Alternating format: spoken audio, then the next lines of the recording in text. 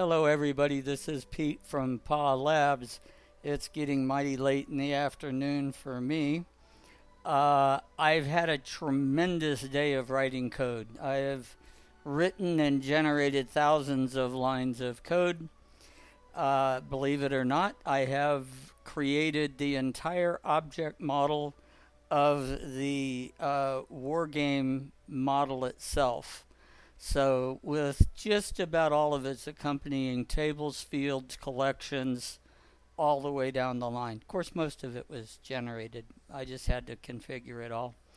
So, we're going to have a war game object itself, and it has a collection of maps and a collection of game players at the moment. Now, game players has multiple players in the game, and they have a cross reference to the player nation that is linked on the game era of the map that you're selecting. So now we move to the beast of all beasts, and that is the where is it? Game map way up here. So even this guy. So this has quite a number of fields on him himself, but he also has one, two, three, four, five child collections. He has a collection of units, map units. He has map players. He also has map cities, facilities, and he has a hex light. Multiples of these have additional children collections as well.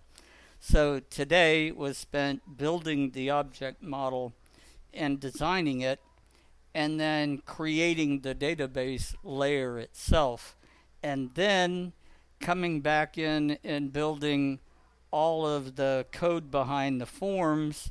I've spent the last couple days working on forms that I've shown you as mock-ups, and now they actually have substance in behind them. Now, what I want to show you here is, okay, that's all been done on that side of things. Over here in the actual code engine itself, let's see here. We have all of the accompanying database classes. War game didn't get linked. Several of them got. I had the editor crash earlier, and I guess I'm going to have to relink several of them in. I got them up here. They're all linked in code. So these are all the database classes that are coming in. I have a lot of additional tables and such that have come up. I've redesigned the screen, so the game designer is here, and you can place cities. And of course, when I click this, it's going to crash, I presume. Oh, it didn't. Oh, yeah, it did. Yeah, it's crashing. I don't have this guy filled out yet.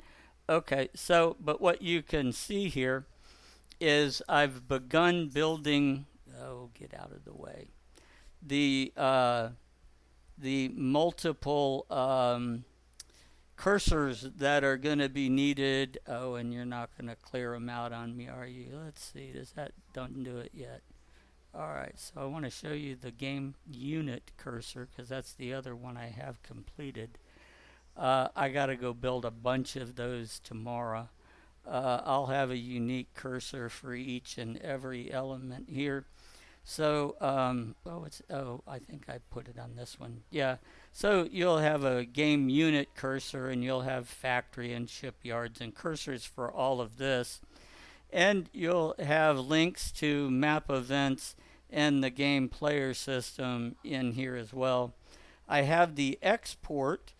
Actually, most of the export procedure code is written, totally not tested at all.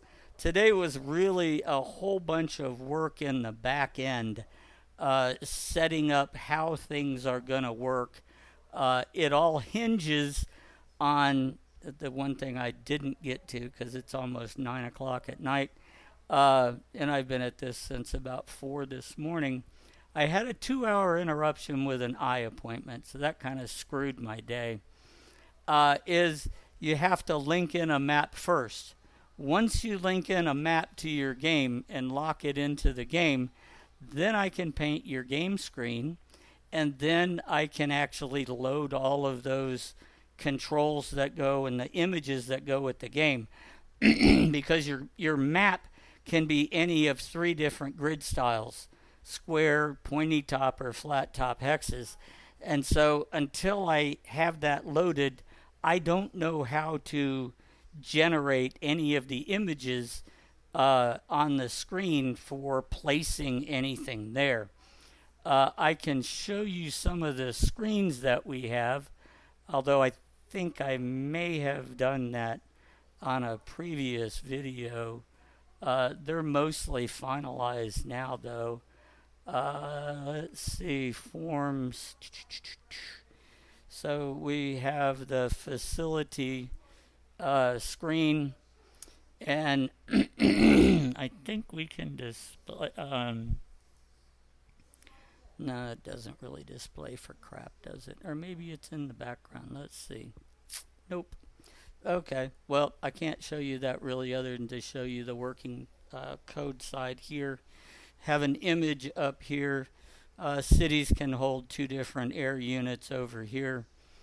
So I have all of this getting populated. I have the databases all generated. There's a few initial setup linking pieces to get this thing fully functional.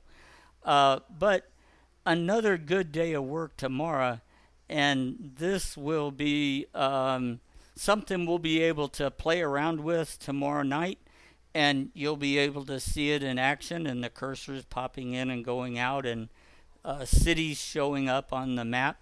Now, the graphics engine that I've written in here, and I know part of this is off screen, but what I want to show you is on screen. So there's data. Okay, so the graphics engine has a 128 by 128 tile that gets cut, reduced, and then cut into the shape of the actual grid itself. So it'll be cut into a pointy top hex or a flat top hex or left square. And so when everything has multiple, there's multiple dirts, there's multiple mountains. Same with towns. And so what I've done, I don't have you having the ability to select your town hex. Instead, I come out to the table here and randomly pick a tile. So every time you set down a town, a farm, a factory, that sort of thing, you will get a random one of the graphics to show up on your map. So nothing is ever static and you only get one of it. The exception right now, I think I've only built I don't know where they are. The yeah, we got a bunch of towns. I guess they were at the bottom. I didn't go far enough down. The air the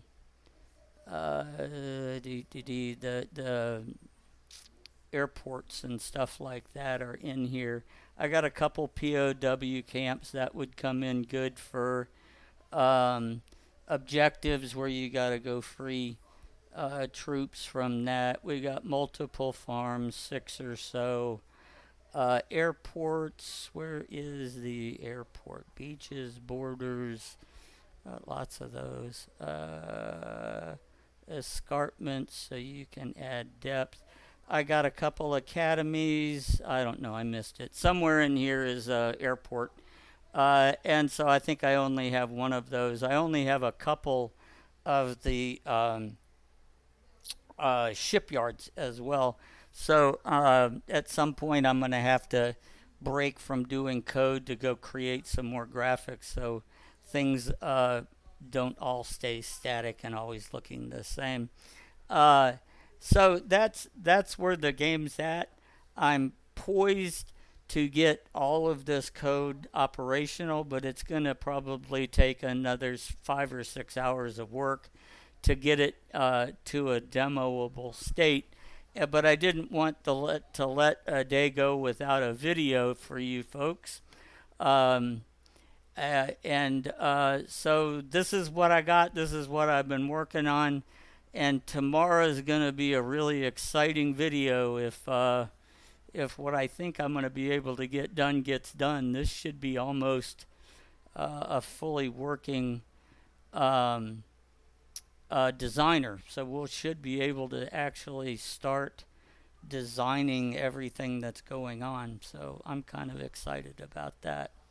And then before you know it, we're going to be working on the game and actually firing up the game and the server and such.